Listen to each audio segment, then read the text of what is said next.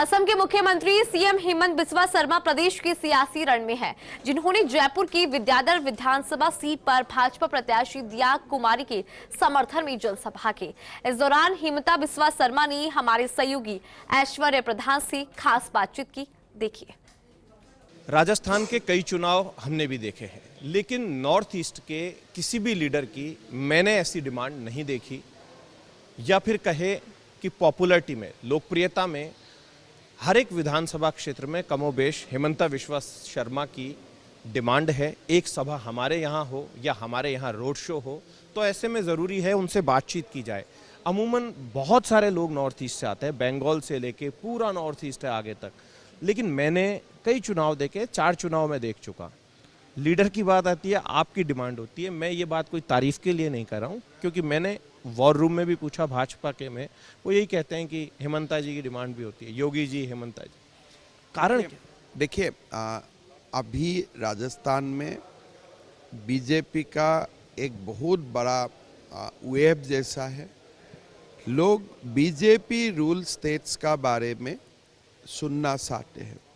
जैसे पहला बार मैंने राजस्थान आया और मैंने राजस्थानी लोगों को मैंने बताया, देखो आसाम में हम पेट्रोल 98 रुपीज़ में हम लोग बिकता हूँ। उन्होंने मुझको विश्वास नहीं किया, तो मैंने बोला गूगल करो। सब लोग गूगल किया, फिर सबने देखा diesel price in Guwahati 98 rupees petrol price, और पेट्रोल प्राइस इन जयपुर 109 रुपया। तो लोगों का मन में लगा कि बीजेपी रूल स्टेट्स में काफ़ी काम हो रहा है, लोग सुनना चाहते हैं। और मैंने देखा सारे हमारे बीजेपी मुख्यमंत्री जो भी आते हैं स्टेट्स में कैंपेन के, सब लोग सुनना चाहते हैं यूपी में क्या हो रहा है, गोवा में क्या हो रहा है, उत्तराखंड में क्या हो रहा है, हरियाणा में क्या हो रहा है, असम में क्या हो रहा है। मोदी जी का कारण हमारे लिए भी लोगों का बीच में प्यार मोहब्बत बढ़ा है। राजस्थान के लोग अमूमन पूरे देश में रहते हैं, मारवाड़ी जिनको बोलते हैं। आप तमिलनाडु में चले जाइए, आसाम चले जाइए, इवन नागालैंड चले जाइए। राजस्थान के लोगों की क्या खूबी आपको लगती है कि हाँ, इन लोगों में ये खूबी है? देखिए, एक बात है, जहाँ में भी आप जाते हैं मारवाड़ी लोग स्थानीय भाषा, कला और संस्कृति का साथ वो लोग मिल जाते हैं। मैंने अगर असम में आप जाते हैं कि सबसे पुराना कॉलेज का जमीन किसने दिया है? कोई मारवाड़ी व्यक्ति ने दिया है। ये यूनिवर्सिटी कैसे हुआ? कोई मारवाड़ी व्यक्ति ने अपना जमीन दान किया है। तो मारवाड़ी व्यक्ति जो होता है, समाज के हित के लिए, खास करके जो पब्लिक का काम है, स्कूल बनाना, हॉस्पिटल बनाना, यूनिवर्सिटी बनाना, उनमें वो प्रमुख भूमिका निभाता है। मारवाड़ी समाज बिजनेस भी करता है, और बिजनेस का साथ साथ और सरस्वती का सेवा भी करते हैं। लक्ष्मी को घर में बुलाता है और सरस्वती के लिए विनियोग करते हैं। तो इसीलिए मैंने देखा, एक तो पक्का नेशनलिस्ट है, पक्का भारतीय है, जहाँ भी रहता है भारत माँ का झंडा बुलंद करके रखते हैं, साथ में समाज का हितों के लिए अपना ट्रेजरी खोल के रखते। राजस्थान के लोगों का पिछले कुछ सालों में बहुत तेजी से कामाख्या मंदिर जाना, वहां दर्शन करना, इवन सबसे बड़ी बात यह भीमा शंकर भी अब यहाँ के लोग जाने लगे हैं, जो महाराष्ट्र वाले भीमा शंकर में जाते। देखिए, कामरूप कामाख्या आप अगर पौराणिक दृष्टि से देखें, शिव जी और पार्वती जी का जो एक इम्पैक्ट और एक पौराणिक तथ्य का अनुसार उनका जो एक विचरण भूमि होते थे वो हिमालय में होते थे, और हम लोग हिमालय रेंज में रहता हूँ। असम में कोई सारे आपको शिवलिंग मिलेगा जो देश का बाकी जगह में मिलना थोड़ा सा मुश्किल होता है, कारण हम लोग हिमालय रेंज में रहता हूँ। कैलाश मानसरोवर महादेव का बसती है, और जब सती माई का अंग को 51 अंश में विभाजित किया गया था पूरा भारत भूमि में, अखंड भारत भूमि में, जो जोनी मुद्रा है वो माँ कामाख्या में गिरा। इसीलिए सृष्टि का शुरुआत भी कामरूप से ही होता है, माँ कामाख्या से ही होते हैं। बढ़ते सोशल मीडिया का कारण, इंटरनेट का कारण लोगों में वो जागरूकता आया और साथ साथ में कम्युनिकेशन बड़ी अच्छा हो गया। जैसे आप भीमा शंकर का भी आप पूरा अगर शिव पुराण को आप पाठ करेगा तो पुणे वाला भीमा शंकर का भी जिगर है, लेकिन जो भीमा शंकर बोलने से जो पॉइंटेड शिव पुराण में जिसका बात बोला जाता है वो कामरूप में विराजमान है। अगर आप इसको, लेकिन मैं डिबेट में लेके नहीं जाता हूँ, बिकॉज महादेव तो सारे घर में बैठता है, हर जगह में रहता है, हर अंश में रहता है, तो महादेव को कोई आप एक जगह में सीमित नहीं कर सकते हो। लेकिन कामाख्या हो, उमानंद हो, भीमा शंकर हो या हमारे महाभैरव हो, विश्वनाथ हो, गुप्तेश्वर हो, ये सारे शिव पुराण के अंश होते हैं और उसका आध्यात्मिक दृष्टि से उनका काफ़ी भूमिका होते हैं। बढ़ते इंटरनेट और सोशल मीडिया का कारण अभी कोई सारे लोग असम में जाते हैं, ये सबके लिए सौभाग्य होते। अशोक गहलोत की योजनाओं पे मैं आ जाता हूँ अब चुनाव पर। मेन चीज़, अशोक गहलोत अपनी योजनाओं को लेकर कहते हैं कि पूरे देश में कहीं भी नहीं है और उनकी योजनाओं को लेकर कहते हैं कि कई राज्य तो उनका अनुसरण करने की भी कोशिश करते हैं, कई गारंटियां वो दे रहे हैं। 25 लाख एक चुनाव का एक आप कोई स्कीम का नाम बताइए तो जैसे आपको कोई इंस्पिरेशन मिलेगा। उनका क्या क्या जो योजना है ऐसे। मैंने उनका अन्नपूर्णा पैकेट देखा, 100 रुपया का पैकेट आपने 150 रुपया किया और चुनाव में आप पैसा कमाने का एक चक्कर खोल लिया। अगर आप अन्नपूर्णा करना था, आपने 5 साल का आगे से क्यों नहीं किया? आपने गैस का सब्सिडी देने का बात करते हैं, लेकिन लोगों का अकाउंट में तो पैसा नहीं जाते हैं। आप बेरोजगारी भत्ता देने का बात करता है, लेकिन कोई बेरोजगार नहीं बोलता है हमें मिला हूँ ये। तो कौन सा योजना का बात गहलोत जी कर रहा है, कृपा करके बताइए। वो लोग आपको लेकर भी कांग्रेस वाले लोग बोलते हैं कि यहाँ पर हिंदू मुस्लिम करेंगे, यहाँ पर ध्रुवीकरण करेंगे, मुसलमान कहाँ जाएंगे, मुसलमान भी आएंगे, इस तरीके से बातें करते हैं। देखिए, अगर तेलंगाना में जाके कांग्रेस पार्टी बोलते हैं हम मुसलमान को 12% आरक्षण दूंगा, वो क्या ध्रुवीकरण नहीं है? अगर अशोक गहलोत जी 60,000 मदरसा को गवर्नमेंट जमीन देते हैं, वो क्या ध्रुवीकरण नहीं होता है? यही मेरा प्रॉब्लम है। आप खुला आम मुसलमान के लिए बोलते हो, फिर आप बोलते हैं वो ध्रुवीकरण नहीं है। और जब हम लोग हिंदू का बारे में बोलता हूं, आप ध्रुवीकरण बोलते हैं। मतलब मेरा एलिगेशन है आप लोग हिंदू विरोधी हो। लेकिन ये देश को हिंदू ने बनाया है, 5000 साल से हिंदू ने बनाया है। आप हिंदू का ऊपर इल्जाम लगा के देश में शासन नहीं कर सकते हो। आप यहाँ पर कन्हैयालाल हत्याकांड का जिक्र करते हैं और भी कई इस तरीके के मामलों का जिक्र करते हैं।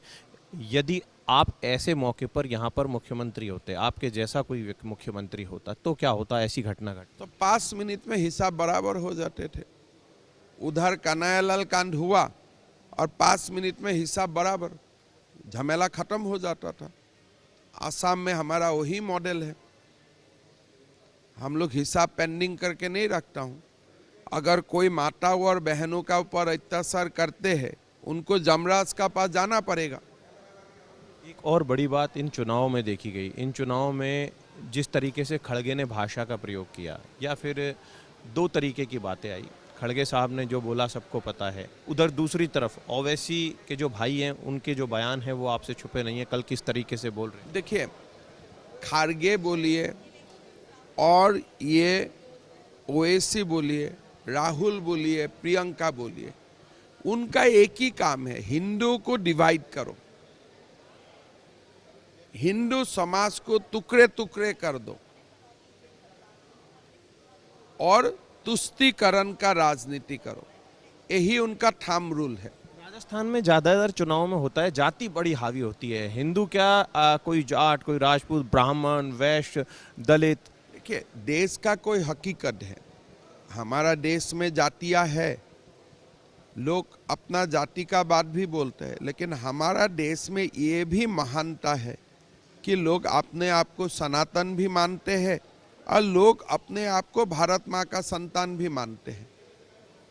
अगर देश में जातियां है, लेकिन जब युद्ध होता है, लेकिन वो समय भारतीय हिसाब से ही लोग जूझते हैं। तो इसीलिए जो भारत माँ का संतान होने का गौरव है वो सबका दिलों में होता है। आपने एक आकलन तो किया होगा, आप हर एक संभाग में जा रहे हैं, हर एक जगह जा रहे हैं, राजस्थान के लोगों से बात भी की होगी, कार्यकर्ताओं से भी बात की होगी। क्या लगता है आपको, आप इतने बड़े राजनेता हैं और आपको एक नॉर्थ ईस्ट का तो चाणक्य भी बोलते हैं, राजस्थान की सीटों को लेके क्या मानते हैं? मेरा जो अपना असेसमेंट है 135 to 145, दैट्स माय रेंज। लेकिन जनता जनार्दन होते हैं तो जनता कुछ भी कर सकते हैं, लेकिन जो मूड देख के मुझको लगता है कि बीजेपी को 135 से 145 सीटें मिलेगा।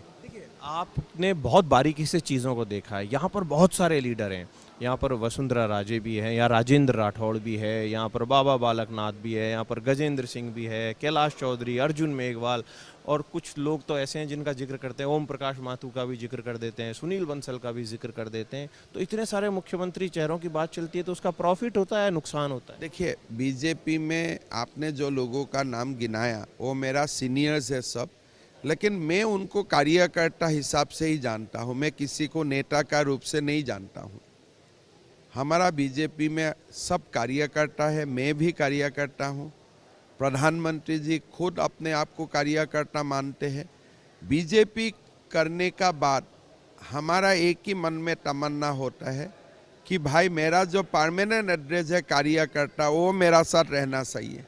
बाकी तो सीध आएगा, सीध हाथ से चला जाएगा, उससे फर्क किसी को नहीं पड़ते हैं। मुझे गुलाब चंद कटारिया साहब की भी बात याद आ रही है, जब आप राजस्थान के वहाँ राज्यपाल हैं तो वो आपके लिए कहते हैं कि भाई मुख्यमंत्री हो तो ऐसा, जब संवैधानिक पद पर है तो कई लोगों को तकलीफ भी होती है, वो कहते हैं कि भाई पूरे राज्य को ऐसे संभाल लिया और मुझे भी ऐसा कहा गया है कि आप भी सभी जिलों में जाओ और मुझे कोई सुझाव दो, मुझे एडवाइस करो मैं और क्या कर सकता। देखिए, हम इंस्टीट्यूशन ऑफ गवर्नेंस को बहुत रेस्पेक्ट करता हूँ। मैंने कटारिया जी को हमेशा बोलता हूँ, आपका बहुत बड़ा लंबा अनुभव है, तो आप बेशक मेरा मंत्री और डिपार्टमेंट को बुलाइए और आप उनको पूरा एकदम क्लोज से इनको स्क्रूटिनाइज कीजिए और आपका परामर्श दीजिए। उससे हमको बहुत ज़्यादा हम लाभवान होंगे।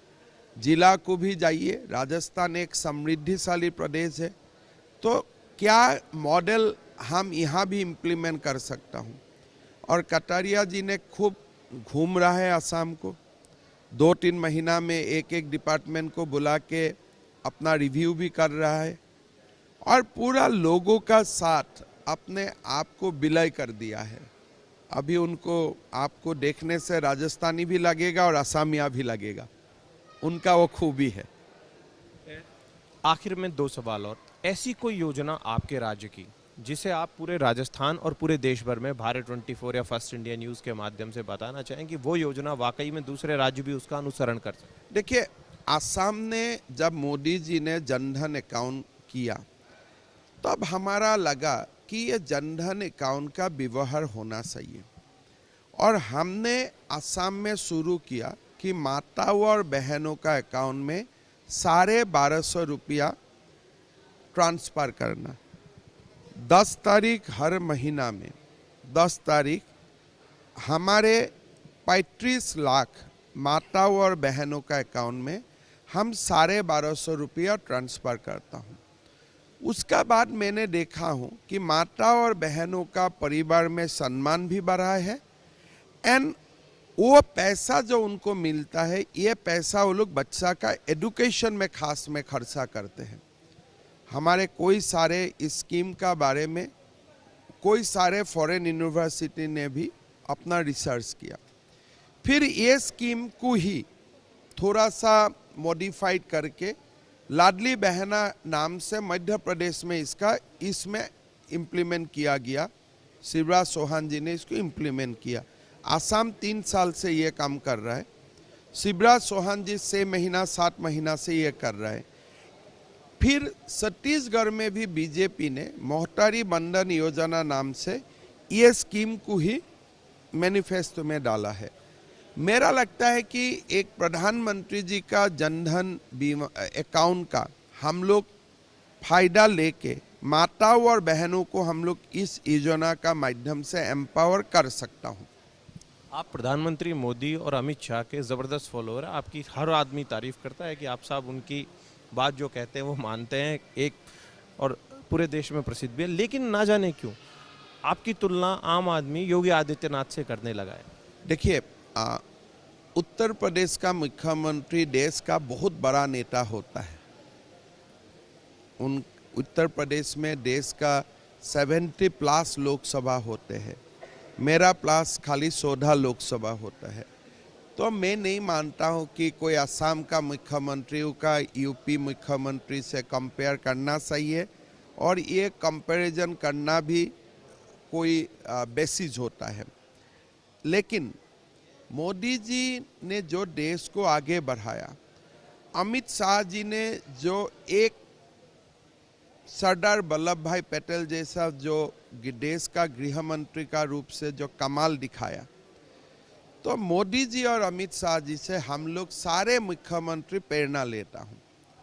यूपी का मुख्यमंत्री हो, असम का मुख्यमंत्री हो, गोवा का मुख्यमंत्री हो, हरियाणा का मुख्यमंत्री हो, हम लोग सब नरेंद्र मोदी जी का प्रेरणा लेता हूँ, अमित शाह जी का हम लोग प्रेरणा लेता हूँ। राजस्थान का चुनाव प्रधानमंत्री नरेंद्र मोदी के चेहरे पर है। प्रधानमंत्री मोदी के नाम पर ही यहाँ पर हर लीडर जा रहा है, और ये बात स्वाभाविक भी है। लेकिन यहाँ का तो खास तौर पर बन गया है कि प्रधानमंत्री मोदी।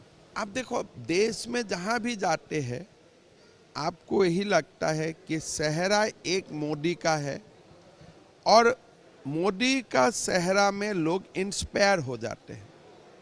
बाकी कांग्रेस भी वही काम आके करता है, मोदी जी को गाली देने का काम करता है। फिर चुनाव का बाद वो लोग का इंटरनल असेसमेंट होता है, भाई हमने गलत कर दिया, मोदी जी को चुनाव में लाना नहीं चाहिए था। मोदी जी को गाली देने का कारण ही हमारा 50 सीट का 20 सीट का लॉस होते हैं। लोग ऐसा क्यों बोलते हैं कि अशोक गहलोत यहाँ पर ठीक थे, जैसे जैसे राहुल गांधी आएंगे हार उतनी ज़्यादा बड़ी होगी, या प्रियंका गांधी, ऐसा क्यों बोलते हैं? गहलोत जी उन्होंने एक गलती किया, जो विधायक लोगों को होटल में बैठा के मुख्यमंत्री बनने का जो उन्होंने रास्ता चुना, उसी से विधायक लोगों ने एक लूटने का बाजार बना दिया। उसी से कांग्रेस पार्टी को काफी लॉस हुआ और हारने वाला था। और वो भी पक्का है, गहलोत हो चाहे कांग्रेस हो, राजस्थान में हारने वाला है। जब राहुल गांधी आ जाते हैं वो प्रोसेस को थोड़ा एक्सपीडाइट कर देते हैं, वो अनाप शनाप आके बोलते हैं, जो कोर कांग्रेस वोटर्स भी होता है वो भी वोट देने नहीं जाते हैं। तो ये मानकर चला जाए कि यहाँ पर प्रचंड जीत मिल रही है आखिर? मेरा अपना असेसमेंट है 135 से लेकर 145। बाकी जनता जनार्दन होते हैं, उनका मन में क्या है वो मशीन से ही पता चलता है। तो हेमंता शर्मा 135 से 145 के बीच में सीटों का दावा कर रहे हैं। फर्स्ट इंडिया न्यूज़ से खास बातचीत की है। कैमरा पर्सन तीर्थ सिंह बुंदेल के साथ ऐश्वर्य प्रधान, फर्स्ट इंडिया न्यूज़।